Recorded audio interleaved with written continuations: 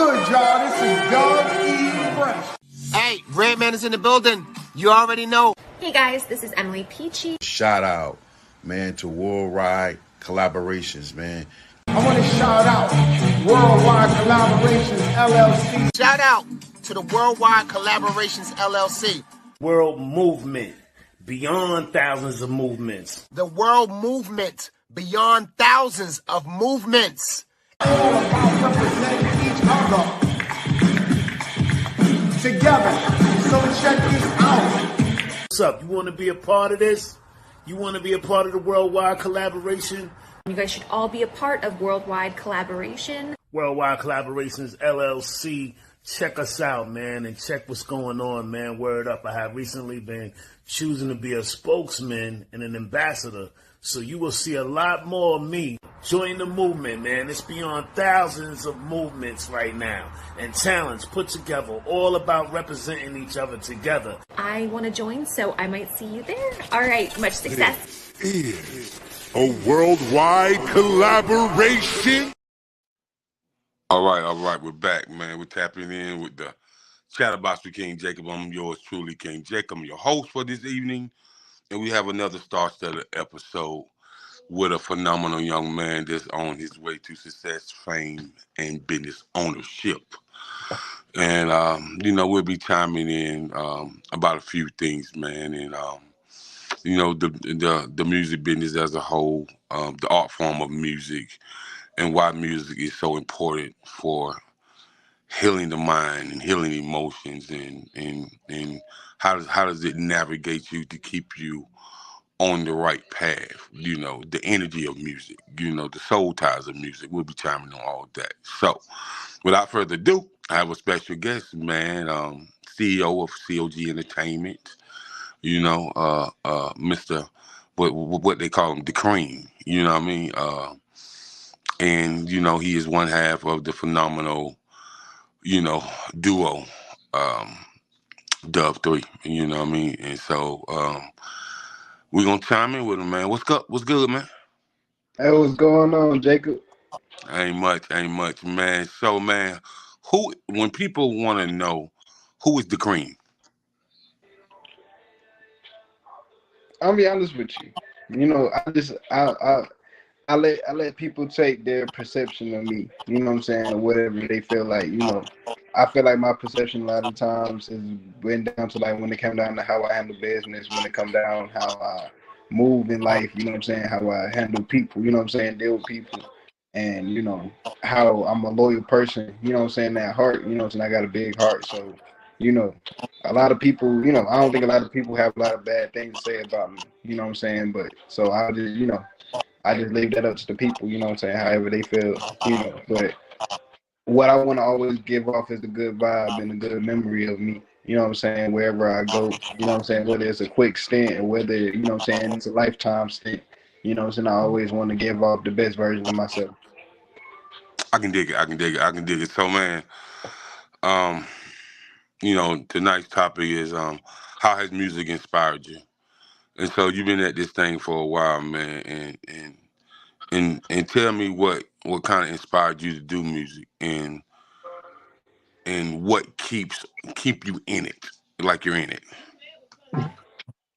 Well, if I can be honest with you, what really got me into music and whatever it was all around me. You know what I'm saying? Like it was never no situation where I wasn't in music. You know what I'm saying? Like get in the car, the radio on, music playing. You know what I'm saying? Go to the house. You know what I'm saying? My dad and my uncle in there. You know what I'm saying? Listening to they music. You know what I'm saying? Like trying to pitch that. You know what I'm saying? Leave the house. You know what I'm saying? Steal their music. You know what I'm saying? Go to church, music, you know what I'm saying? Like every music is everywhere, you know what I'm saying? So it was like, to me, it was more so a thing of I had to establish something, and if that, because I feel like I've talked about my journey to music a lot of times, you know what I'm saying? But when it comes down to what kept me in it, I would say honestly,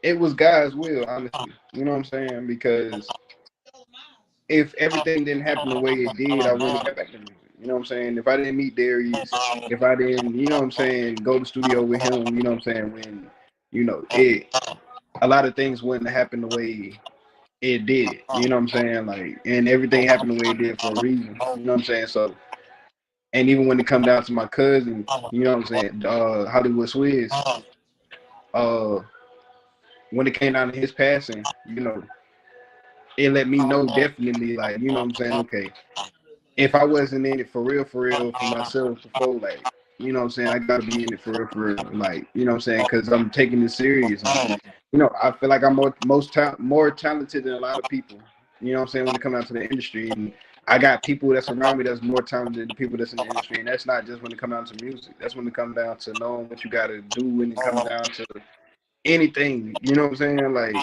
we already got that knowledge. So it's just like all we gotta do is just kick in the door and, you know what I'm saying, do what we gotta do.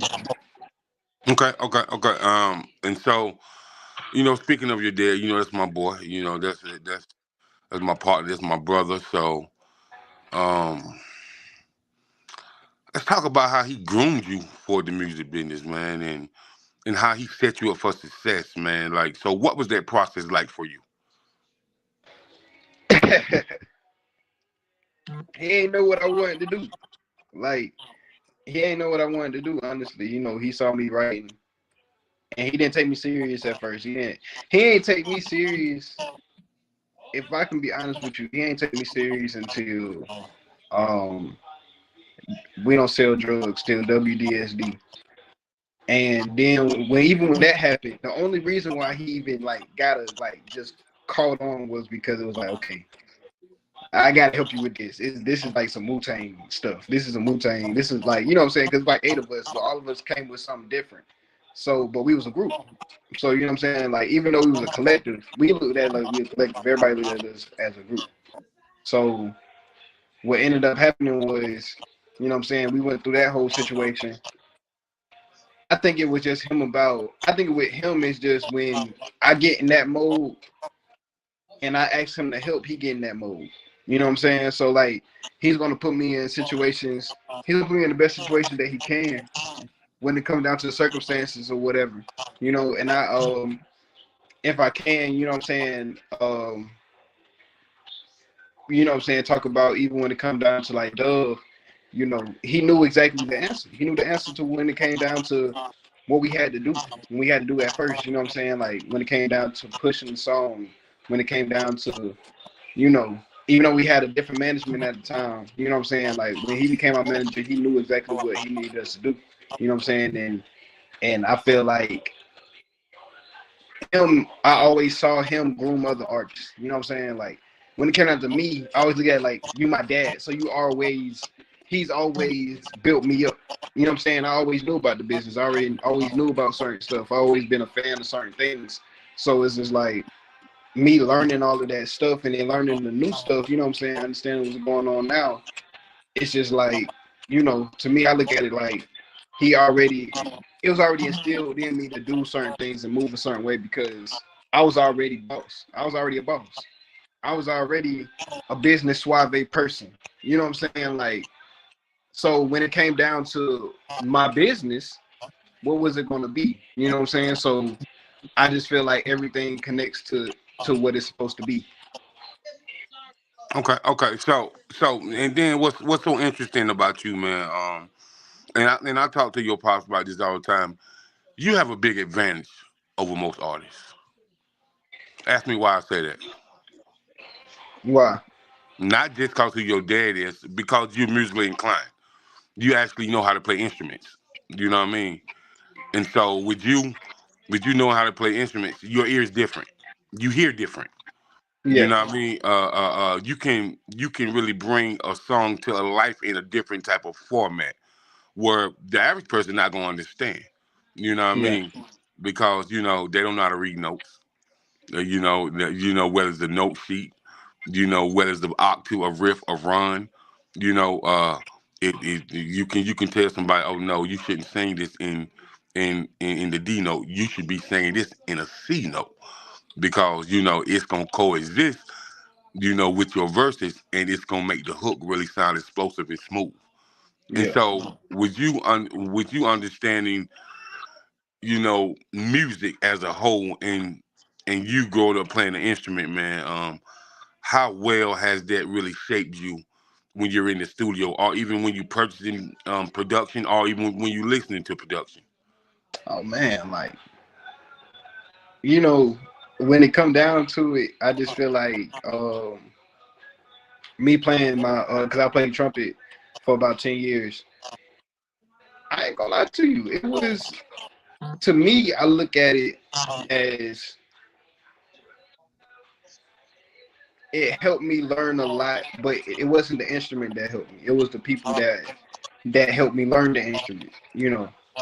My band director in at Forest Park in high school, Deron Phillips. He helped me a lot when it came down to understanding notes and what I'm saying, like understanding rhythms. That's why you hear the music now. You know what I'm saying. I pick most of the production because I understand when it come down to, okay, I hear what you doing. I hear how you rap. I hear how you sing. Okay, I know exactly what to put you on. You know what I'm saying? I know exactly what keys to have. You know what I'm saying? I know exactly what key to put you in. I already know what type of BPM you need. You know what I'm saying? Like, it's already embedded in you. And there's so many people around us that are in band, you know what I'm saying, or was in band, you know what I'm saying, that have the same talent or whatever when it come down to stuff like that. But they understand when it come down to me, like, hey, if you want some beats, you go to Cream. Like, you go to Cream for beats. Like, because Cream will always have beats when it come down to just what you need. You know what I'm saying? Especially if you a COG artist. You know what I'm saying? Especially if you're an artist that's working with COG. Like, he gonna always have it. Like, shoot, excuse me, most of the releases that we have out now, the most of the music we have out now, production. You know what I'm saying? I pick. You know what I'm saying? Like, Country 3-pack, you know what I'm saying? That whole 3-pack, I got those beats, you know what I'm saying? Because it was just the ear that I just heard, like, I know what he needs. He might not know what he needs, just like me, you know what I'm saying? I might need to go to somebody else. Like, I might need to go to somebody else because I might be so into my head on what I think I need, and it might not be what I need. It's been plenty of times I walk into the studio, Darius might be playing something. 4 Ken might be playing something, you know what I'm saying? Trey 318 might be playing something. It's like, damn, I ain't even think of that. You know what I'm saying? And now I'm jumping on it because it's hot. It's hot. You know what I'm saying? So it's just like, you know what I'm saying? Sometimes I have those moments like that, you know what I'm saying? But when it comes down to just concurrently, like just constantly, it's me. You know what I'm saying? When it comes down to picking the production, you know what I'm saying? So like, that's why I feel like when it comes down to my instrument, yeah, like I said, it taught me a lot when it came down to keys, when it came down to certain things, when it came down to technique. You know what I'm saying? Like, when it came down to, even when it come down to me rapping, you know what I'm saying? Like, the rhythms, you know what I'm saying? Like, you gotta understand certain things when it comes down to putting a flow together, that's why I say, even when it come down to a lot of artists now, you know, they might not be saying nothing, but they got a lot of them artists, they blow it because they have a flow where it's like, dang, okay, he had to, if he didn't do anything else, he had to master this first to get everybody's attention. You know what I'm saying? So that's why I look at it as, you know, that's all the instrument is. You know what I'm saying? You got to find your flow. Right, That's all the right, right. instrument. That's all the instrumentalist is. After you done figured out everything else, after you figured out your tongue, after you done figured out tonguing and notes and everything, and you done figured out your keys, you done figured out what is what, you done figured out B flat, C natural, all of that. You know. I can dig it. I can dig it. And so, shout out to my man Stephen Brown, Self Conscious, for checking in with us. And shout out to the VG and the Village Global Network. You know, appreciate y'all always tapping in with us. And now, what's so interesting about your dialogue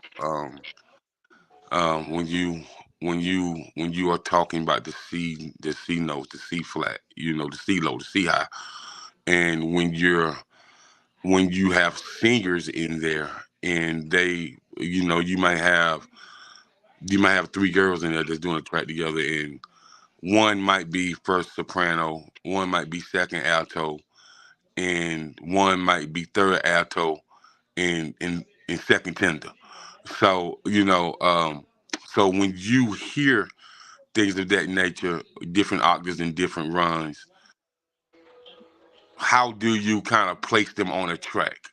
You know, just like, you had some girls on the COG compilation, and one was super dope, you know what I'm saying? But you can tell that the other one, she had some potential. She needed a little work, but how you placed her in on that track, it fitted perfect. And so when you are orchestrating and arranging vocals on certain tracks, man, is that time consuming, or that's a process that you just naturally have? So I'm gonna be honest with you. When it come down to that process, so this is how the process goes. I might go get the production, and because I'm gonna tell you exactly how those two songs came about. So my kind, with JB, Trade 318, and THD. So basically that song came about. I don't know what I was doing that day. We was having a studio session that whole weekend. I think it was like a whole week, like actually a whole week, because we was getting stuff done. We was getting songs on songs done. Like it's coming, all of it's coming. But basically, what ended up happening was, I guess I just wasn't in the studio that night. I guess I just didn't go, and THD called me, and that's the same night he got Get Throw done. And the thing about it is, because both of those songs was for my album, my count was for my album or whatever. I was still gonna put JB on it, but it was for my album. And he played the songs, and he was just like, "Yeah, bro." And that's when I was like, I said, "So what's going on?" He said, "Hey, I ain't gonna lie. We got bored, so you know what I'm saying, we was waiting on you. So we was like, shoot, let's just check out these songs, see what's going on." They didn't like the beats at all. Like they didn't like the beats at all. But then for some reason, I don't know what it was. I guess it was King Country that he went in the studio. He just started, you know what I'm saying, putting the flow together when it came out to Get Through. And then, you know what I'm saying, that's what happened with that. But when it came out to my con, I just got to give all that credit to THD. I heard the joint. As soon as I heard it, I said, I don't even need to jump on it. He said, I can do that. I can, nah. I can take my verse out.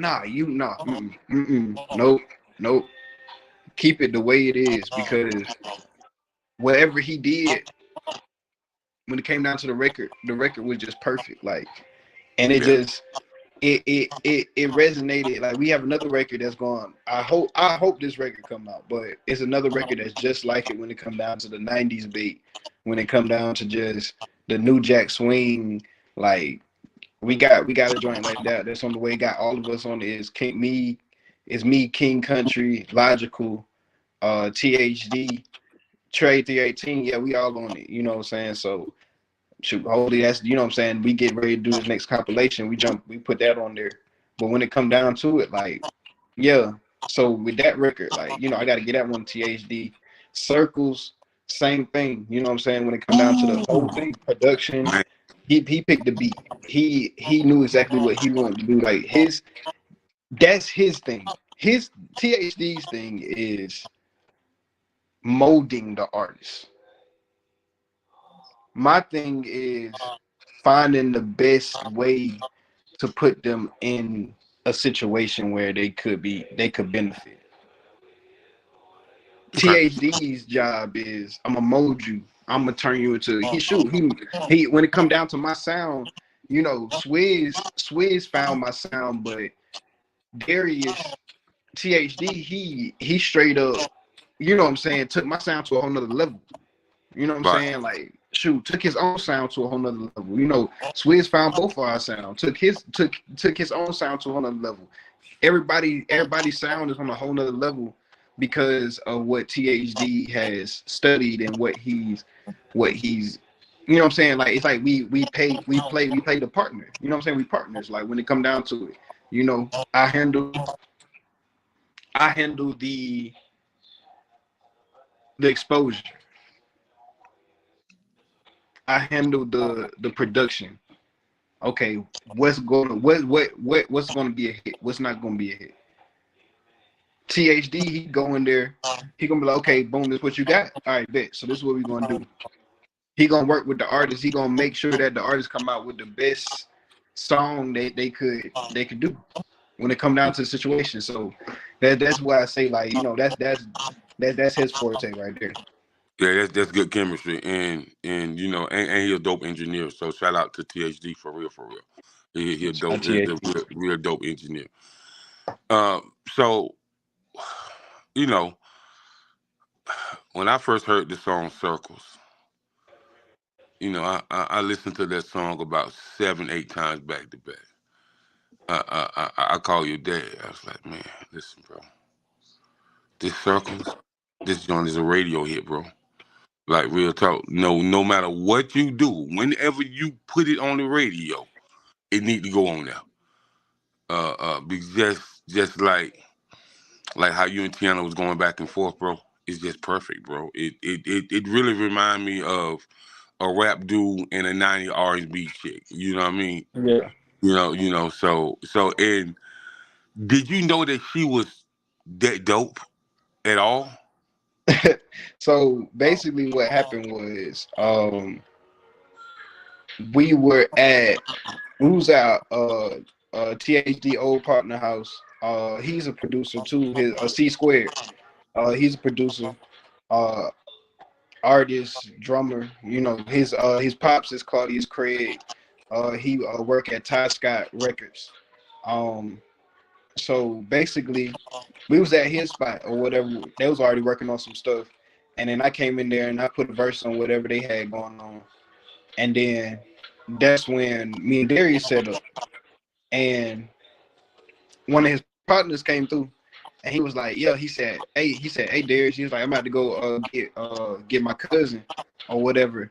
Hey, she sing or whatever. You know, I just want to see if you can just network with her." He like, "All right, bro. You know what I'm saying? Whatever." A couple hours go by, they came back or whatever.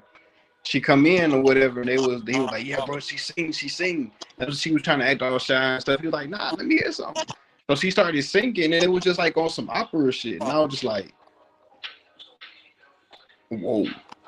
Like it was different. Like it wasn't a okay. If we having the conversation, we're gonna have the conversation. So it's a different voice. Mm.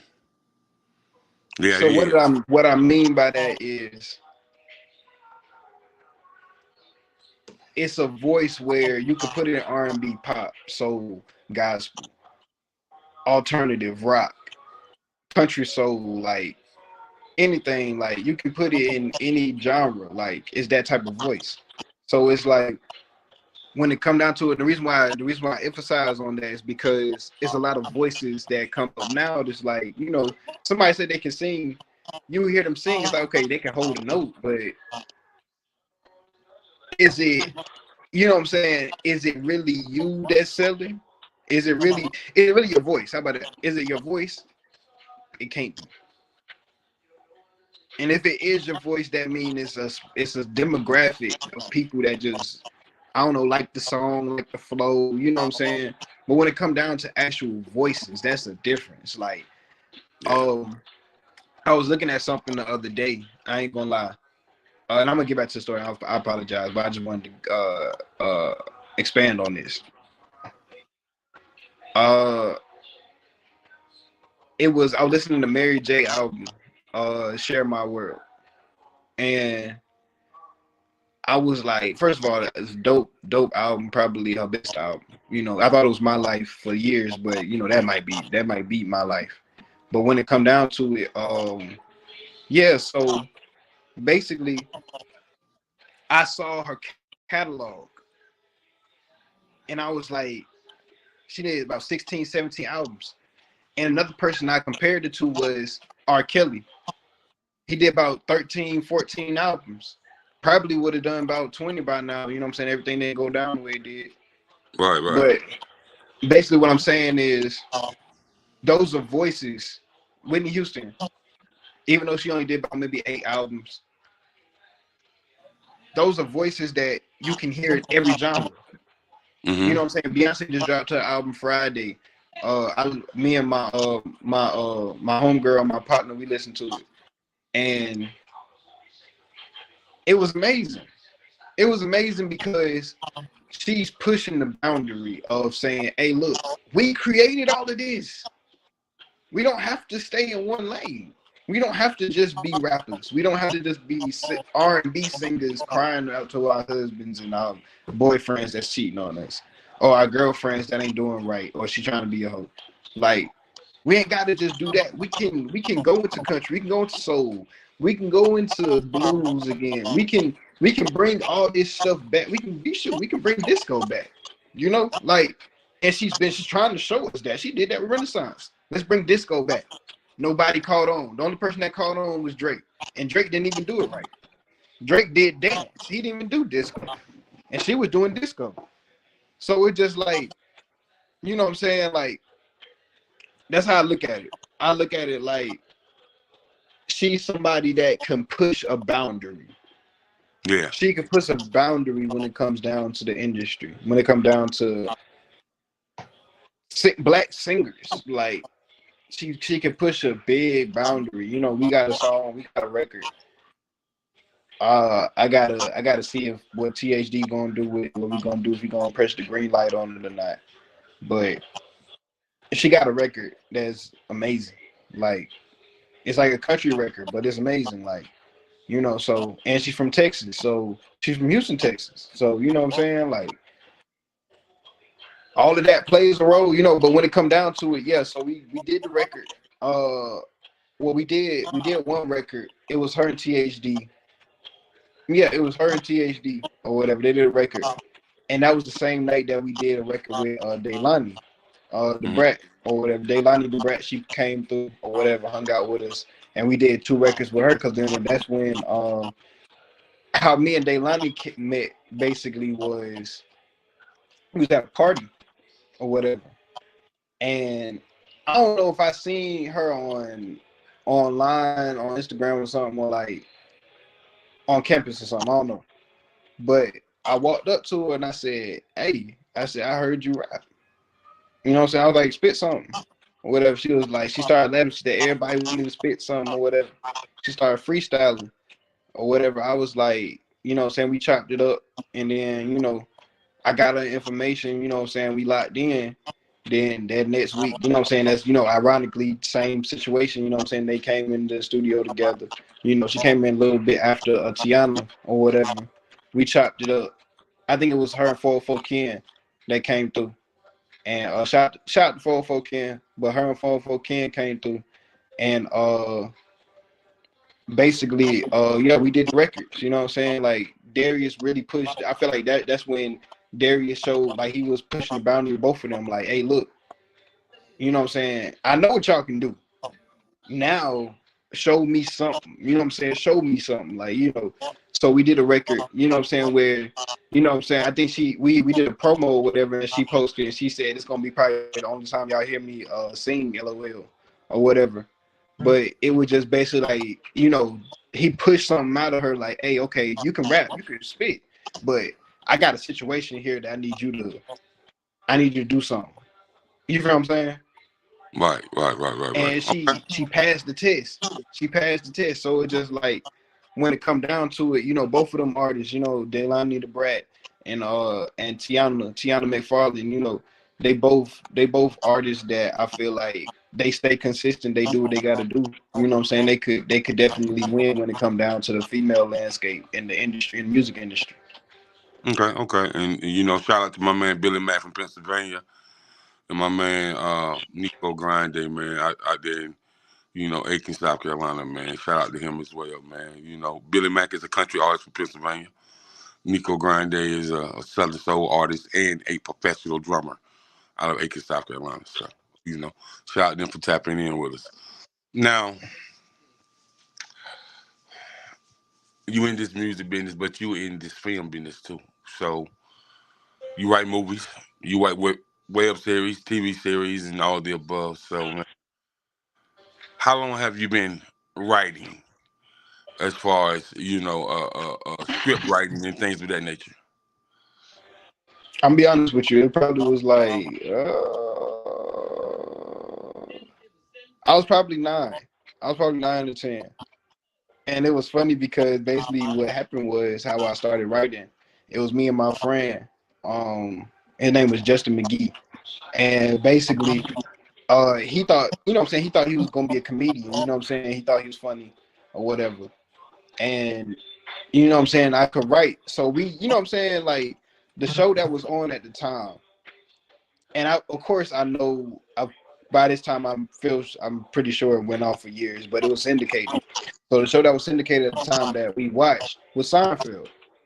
So of course we looked at ourselves as, you know, I'm Jerry and he's Jason Alexander. So we just like, okay, boom, let's write a show like this. So I masked a whole show. Like I wrote it down in like on paper. Like I wrote it down in a notebook.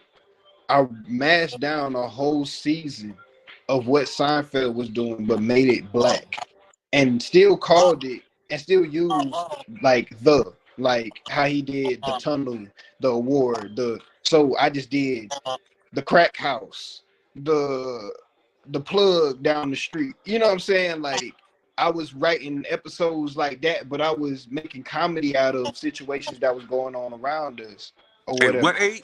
At what age you was? I was about 9 or 10. It was 5th grade. Yeah. Wow. It was 5th grade. Yeah. So you've been 4th grade, 5th grade. So yeah, 9 and 10. You've been in your craft for a while, just in the entertainment craft for a long time. Because my thing is, as a kid, when I watched movies, I always acted out what they did after I saw it. So like one movie I always loved, Friday After Next. I always love Friday Night After Next. That movie it's just near and dear to my heart. And I got it for Christmas. I don't know why I got it for Christmas, but I got it for Christmas when I was like 6 or something or whatever. And my auntie got it for me or whatever. And she knew I liked the movie, but you know what I'm saying? As a kid, you know what I'm saying? You're not going to be getting Friday After Next for Christmas. But you know what I'm saying? So yeah. So the thing about it is she gave me that movie. They go and play the movie. They tell us to go in the back. Hey, y'all go in the back. Y'all go and watch Nickelodeon Christmas or something. We about to watch Adult Christmas. What? That's my movie. Like, but anyway, the you got knocked the F out. You know what I'm saying? Like those scenes, like stuff like that when it come down to just how Craig acted. Like I like Craig, I like Sean Wayans in shoot, White Chicks, or even the Wayans brothers or the Straight Guy. How about that? I always knew, okay, I'm funny. I know I'm funny, but I may not be as funny as somebody that could be standing right beside me and their job is to be funny. You feel what I'm saying? Right. So it's just like, okay, boom. So me and my brother, we always played situations like that. We always did shows or whatever. We had toys, so we always set up little shows or whatever, little movies or whatever. And then it ended up being the point, shoot, reality TV started blowing up on TV. So I started thinking, this is before I started writing. I'm going back on you. So this is when we were just in the toy stage where we was making up movies with the toys and stuff. And when reality TV blew up, for real, that's when we started making the toys famous. So we would set up other toys to like do like paparazzi stuff. Like, hey, you got a camera, we got a little toy camera and stuff. Hey, you act like you taking pictures of this, and we got little like baby dolls and stuff, like, you know, male baby dolls, girl baby dolls. I got a sister or whatever, so she's in on it too. So like we got them walking through. Hey, Mr. Jones, hey, let me get an autograph. Like, so we got them like talking and stuff. We doing little voices and stuff. It's just 3 of us, but we doing 10 different voices. Like, you know what I'm saying? Like just putting it all together, putting it all in perspective or whatever. And it was just like we had them have like a whole scandal and stuff. We was like, oh, they was messing around. We was watching stuff on TMZ. So it was like, oh snap. So we can make them have scandals and stuff. So now they trying to make a comeback album and stuff. We understood all of that stuff at a young age. It wasn't just me. It was all my siblings. Like, we understood all that stuff and we made fun of it like it was satire, but we used toys. Right, And right. then, you know what I'm saying? So, but I was the one that took it to a whole, I think I just had to take it to another level. You know what I'm saying? I know once I get done, I tell my brother, let's go. He with me. Anything I want to do. If I want to do a parody movie, he with it. If I want to go on tour, he my drummer. If I want to go and make an album, he gonna do the production. If I want to go and do a sketch show, he gonna be on the sketch show and he gonna be a star on there. You know what I'm saying? So it's just like, when it come down to it, or even with my sister, she gonna come and do production assistance.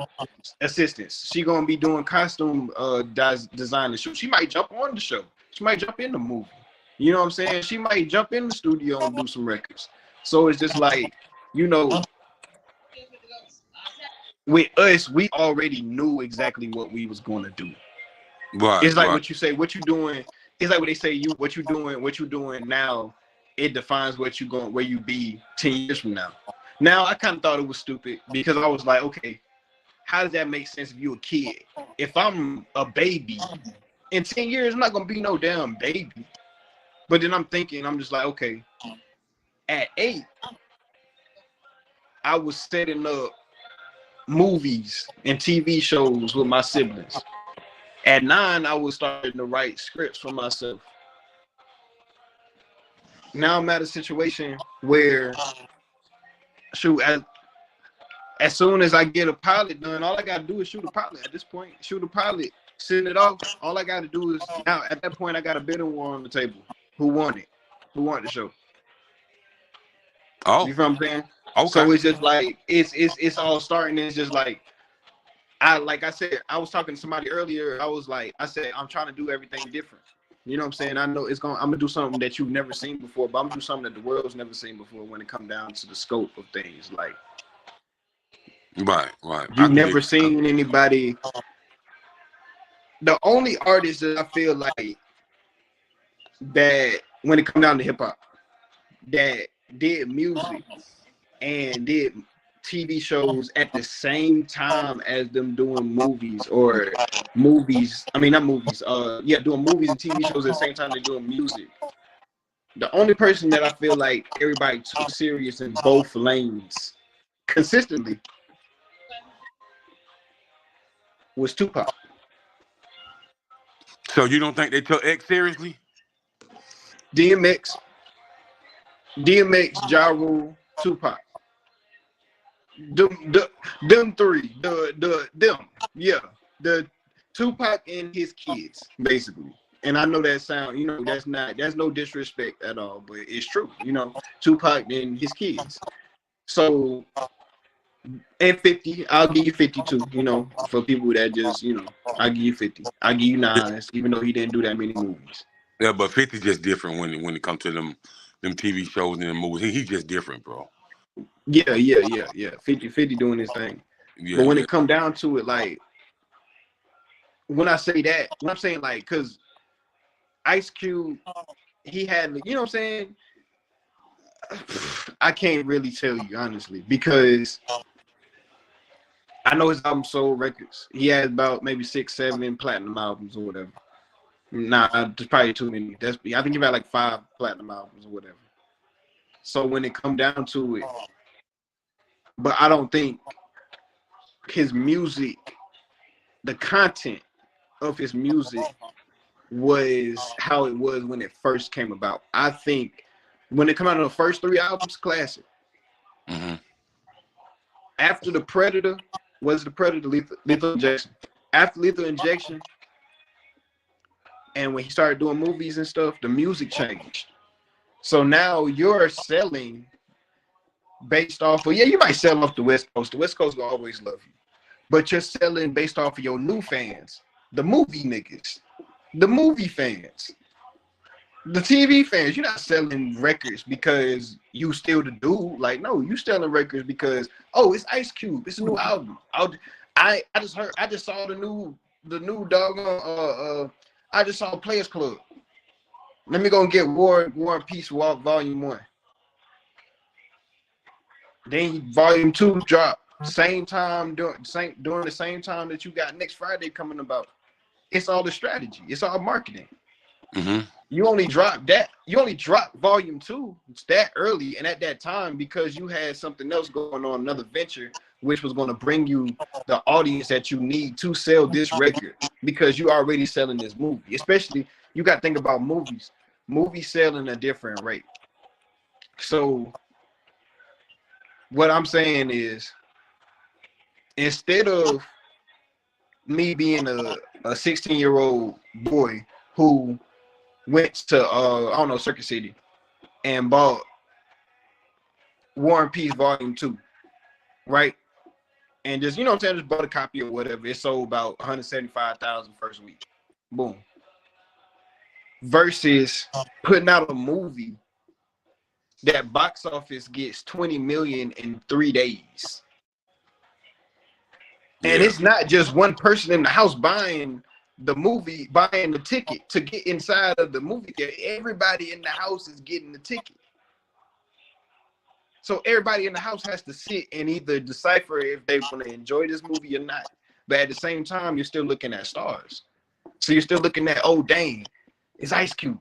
So now when he drop an album, even if you've never heard an Ice Cube album before, you're going to buy this album because you love Next Friday. That's all it is. You might not even buy. You might not even open the album. You might open the album and turn to You Can Do It because you heard it on Next Friday. You're like, oh, I want to hear the full song. You know what I'm saying? You might turn on Hello with him and Dr. Dre, maybe. But a lot of people that's not fans for real, like this is what I mean when it comes down to the extra people. The ones that just come in and just like, oh snap, he hot, let me buy it. They just listen to the singles. You know what I'm saying? Like, they just bought the album just so they can have it, so they can give it to somebody else. But yeah, when it comes down to him, but I'll give you Common.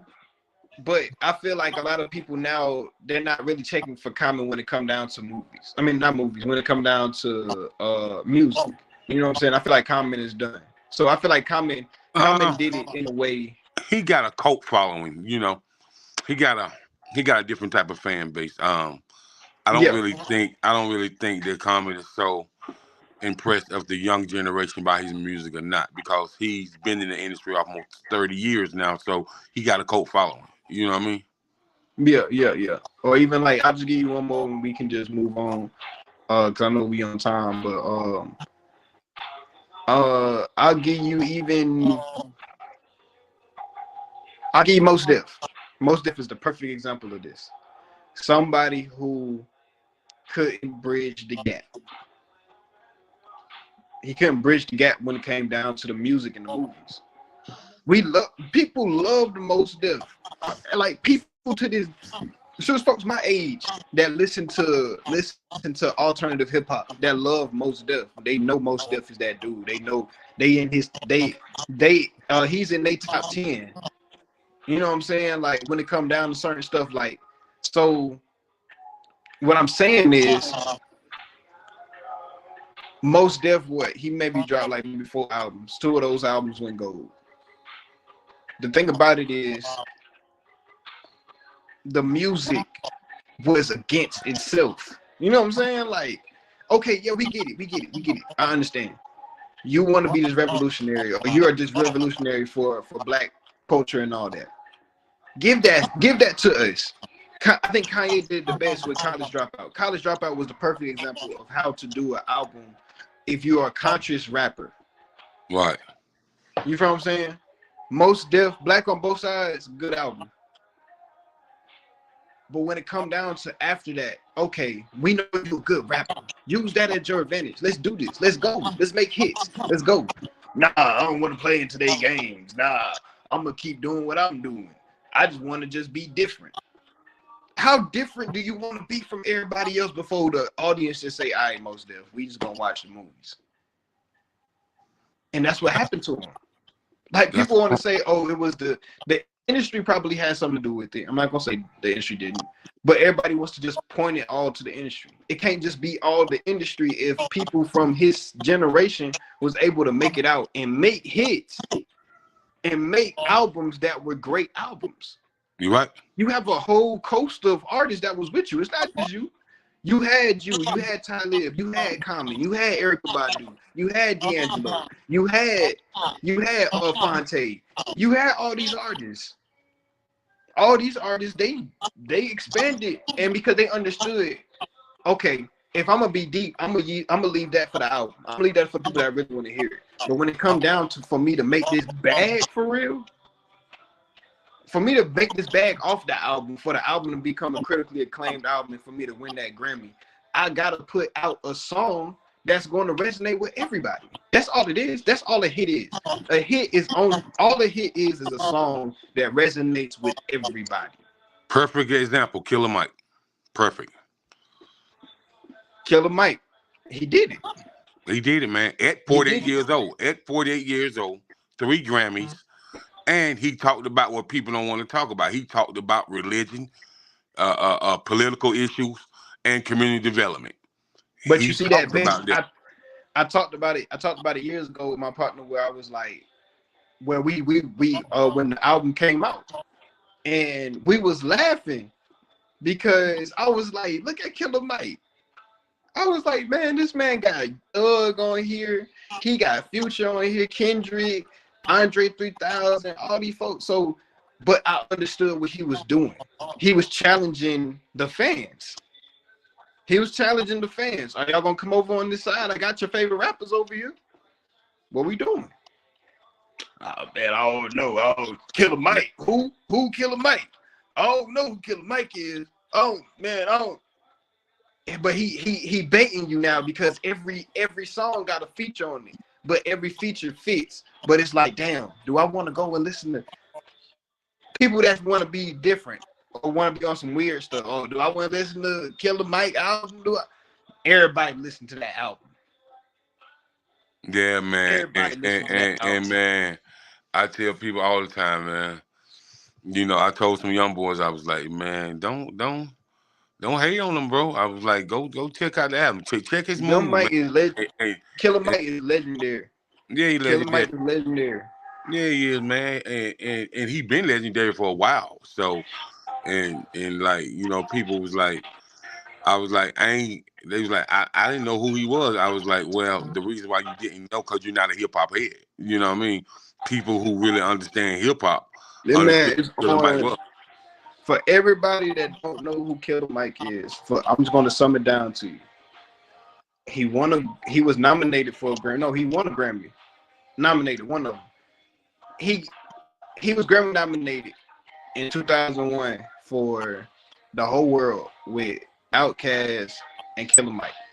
Mm-hmm. Another thing that Killer Mike is attached to is Bone Crusher, Never Scared. Platinum hit, #1 single, 2003. Everybody in the world heard Never Scared. So if you heard Never Scared, you heard Killer Mike rap. And you know Killer Mike and T.I. was on there battling for who had the best verse. Right. That's it. That if you don't know that, then you just not connected to nothing. Like you somewhere else. You was one of them folks that was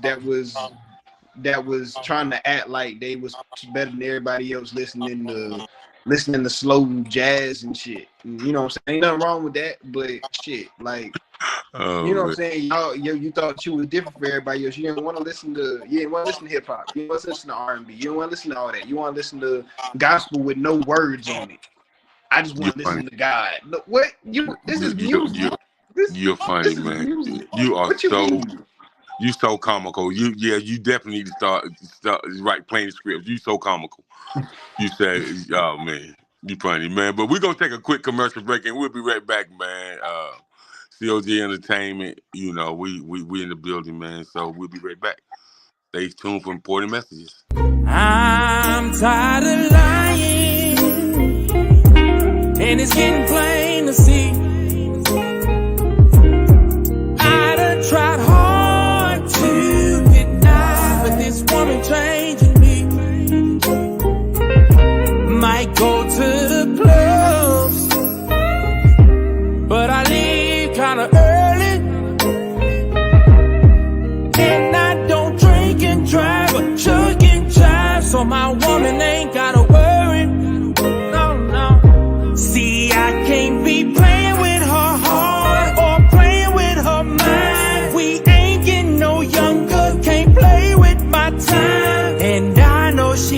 miss me and can't wait to kiss me. So I might be invited tonight. You ain't gotta look for me. I might be invited tonight. Yeah. All right, man, we're back. That was my man Too Smooth out of Mississippi. Said he might be in by 10 tonight. You ain't got to worry. That's what I'm talking about. You know, respect the treater right, man. Because, you know, good ones don't come around always. But we are back with the chatterbox, man. And so we got about 10 minutes left, man. So that man said, Big Three. I'm talking about Big Me. Well. Kendrick Lamar, Jermaine Cole, and Aubrey Graham. So, and you know, it's been a case to me when people speak on Drake's name. I understand, man. He's the new LL Cool J of hip hop. You remember when LL was out, anything he touched, you already know it was gonna go platinum. You know what I mean? That's who Drake is now, except for Drake can sing. He can harmonize.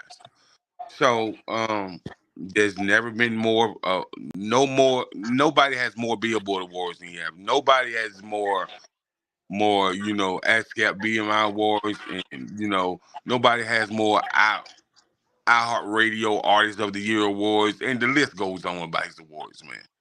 So I can understand why they feel that way, but if you think you're gonna knock Drake off, you're sadly mistaken. That won't happen.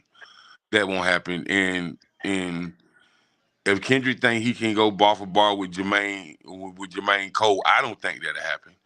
I like Kendrick. I'm gonna tell you why I like Kendrick. I like Kendrick art form, but as far as how music registers with me in my brain, J. Cole make me sit up in my seat, bro. J. Cole make me say, man, what he say? Man, let me play that back. J. Cole make me listen to a song four times back to back because I know I didn't catch everything he said. Well, I got a question for you then. Who you taking? You taking Jay-Z or Nas? Nas all day, every day. Then that makes sense. Then why that makes sense of why J. Cole move you a little bit more. See, a lot of things about it. See, the thing about it is, this is the reason why. I'm gonna be honest with you. That's that THD playing in the back, but I'm gonna be honest with you. When it come down to the whole hip hop industry, it's a pattern of things. See, LL came out a couple years after he came out. He got into a battle war with Ice-T. Help me out. You know what I'm talking about. Who's the next one? You know what I'm talking about? He had to say Kumo D. And then years later, he had to battle with New Cat Cannabis. Now, here's the thing about how LL did it. LL knew this thing about it.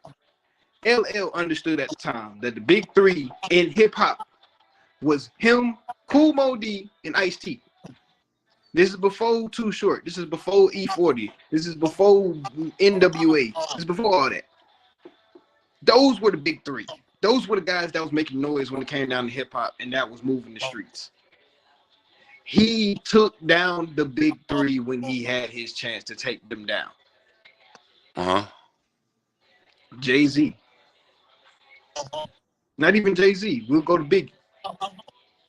Even though the whole war was bloody, the whole Pac situation.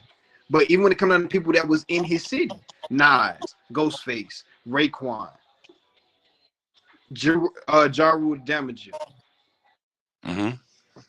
Anybody can get it. If I'm the king, I said what I said. Right. So fast forward. Jay-Z, Nas, shoot, even when he went at Joe Budden, even when he went at Cameron, and on the same label, it's all about attacking the opponent that said that they want beef. The thing about what Drake messed up with when it come down to this whole situation, this is going to sum the whole situation up. He never fed the beast. You're supposed to feed that beast. You're supposed to scratch that itch. You know you got something that you want to say to this man. Put it on wax. Let's go. The problem is now they're looking at it like that. Drake should be beefing with.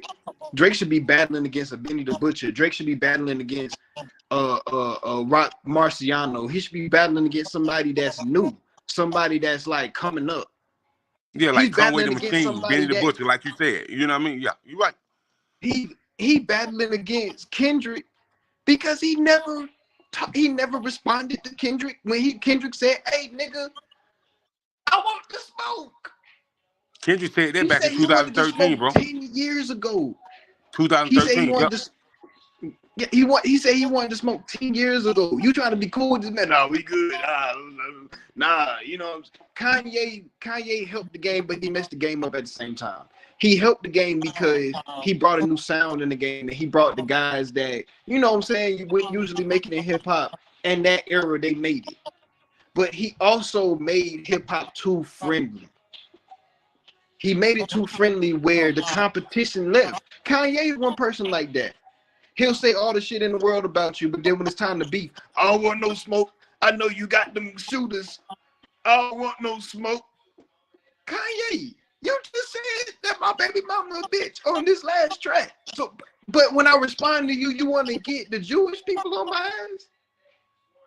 No, dog. We can't do it like that. Well, and that's the problem.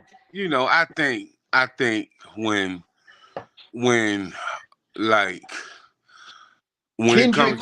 Kendrick at this point is saying, I'm talking to you. For 10 years straight, this man has, every time he's came out, Family Ties, Baby King, smoking on your top 5 tonight. I am the Omega. This man told you, Kendrick told you, I'm coming for you. It's coming. It's coming. I just need you to say something. I just need you to say something. Kendrick, my brother. But you know what I like about this beef though? What I like about this is it's only a friendly competition.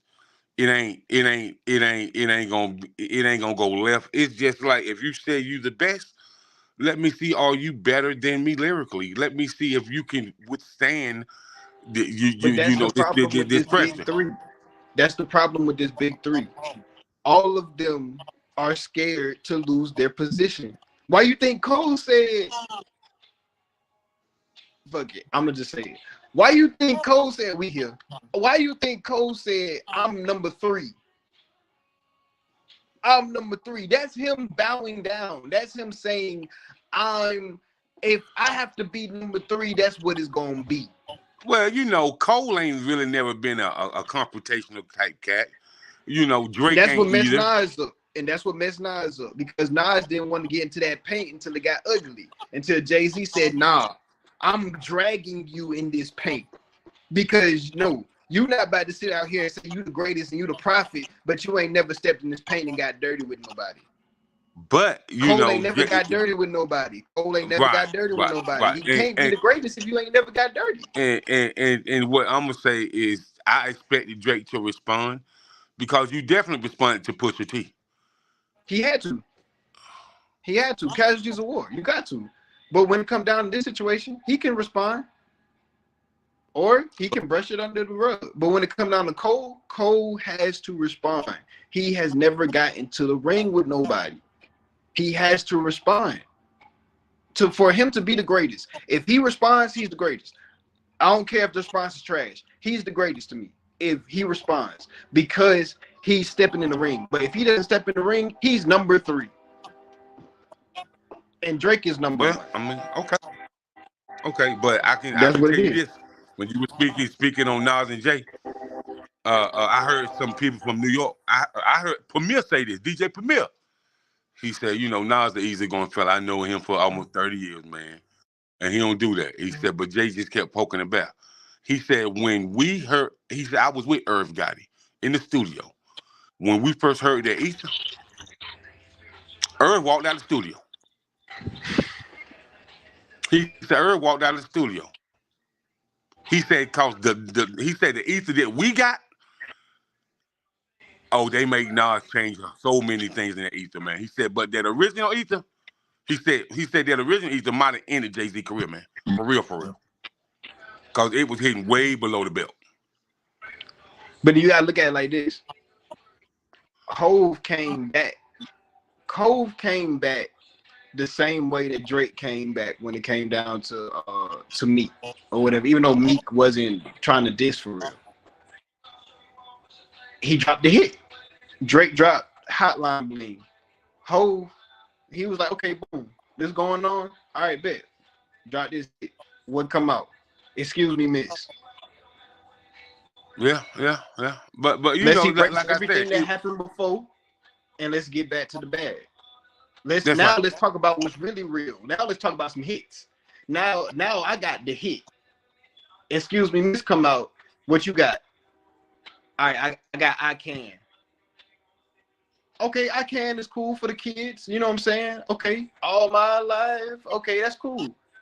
But I got the hits. I got the one that's gonna play everywhere. You got the one they're gonna play at graduations and shit, and class with the songs they gotta learn for the year. Like, but do you know that I Can got way more music licensing than Excuse Me, Miss? Did you know that? Oh, it did. Yeah. Oh, Yeah. I believe it. I believe it. Like though. you say, from middle school to high school to college, university, you know, like when it comes down to the songs, like that's why I said, like, you know what I'm saying, I'm over here cracking, but you know what I'm saying, like when it come down to I Can, just like I said, that's why I sung the Dirk song All My Life, because it was just that type of song where it's like I gotta get back in. Like, this nigga got a track, I gotta get me a track. But what am I gonna do that's gonna be totally different than what he's thinking? He's not thinking about doing a track like this. One thing about Dirk though, that was a really smart move because the heat was on Dirk before he made that track with J. Cole, bro. The heat was on him. I'm talking about them folks was coming, bro. Them folks was coming. Yeah, it was. It was bad. You know, and so once he made that track, man, it kind of like, once you make that track, you see him open up a trucking company. You see him invest into some restaurants. You see him just doing a lot of business moves after J. Cole and got into his membrane. You know what I mean? That was a real good thing, that cause J. Cole a businessman, right? And so, yeah, you know, when you talking to somebody that's business savvy like that, and somebody like, let me show you how you gonna keep this money rolling when the music is gone. You know what I mean? And that's all it was. That was a smart move, man. Real smart move, man. But we definitely are out of time, man. So what you got next, man? And tell everybody where they can find you at, man. And we're going to get out of here, man. Man, oh, man. Flavors featuring Logical is out now on all platforms. I still go by IceCream on all platforms. You know, I'm going to get that fixed soon. You know what I'm saying? I'm going to keep everybody tuned in for that. You know, but flavors,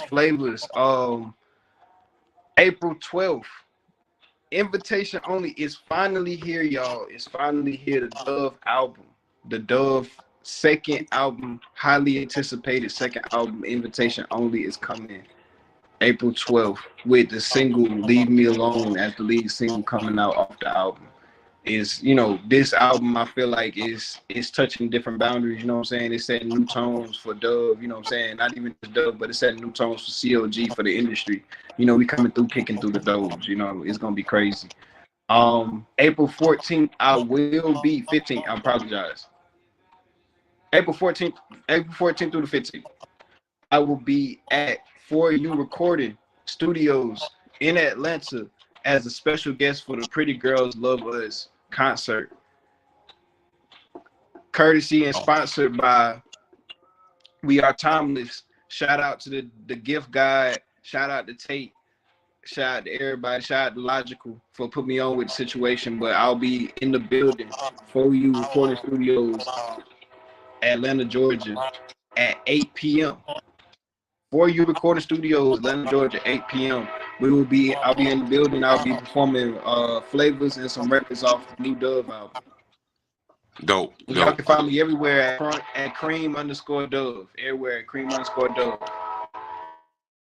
You heard it first, cream_Dove. So, man, this is the Chatter Box.